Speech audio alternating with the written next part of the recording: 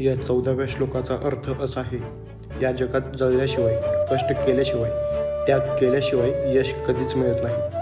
आपल्याला जर आपले लक्ष्य गाठायचे असेल तर अनेक निखाऱ्यांसारख्या धगधगत्या मार्गांचा वापर करूनच ते गाठता येते.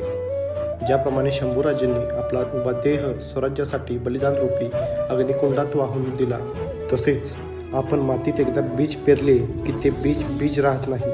ते मोठे वृक्ष होण्यासाठी नष्ट होऊन मुळाचे रूप प्राप्त करते. खलुचंदनाचे वृक्ष झिजून पुन्हा नव्याने उभे राहण्यासाठी आपले सर्वस्व पणाला लावते. यावरील उदाहरणांवरून हे लक्षात येते की या जगात जर तुम्हाला यश मिळवायचे असेल तर आपले सर्वस्व हे त्या ध्येयाला अर्पण करावे लागते, समर्पित करावे लागते. आणि आपले सर्वस्व आपण एखाद्या गोष्टीला कशा प्रकारे समर्पित करू शकतो हे आपल्याला शंभूराजांनी केव्हाच शिकवले.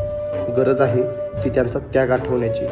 आणि फक्त शंभूराजेच नाही तर बीज, खलुचंदनाचे झाड हे आपल्याला हे नेहमी शिकवण्याचा प्रयत्न करत असतात.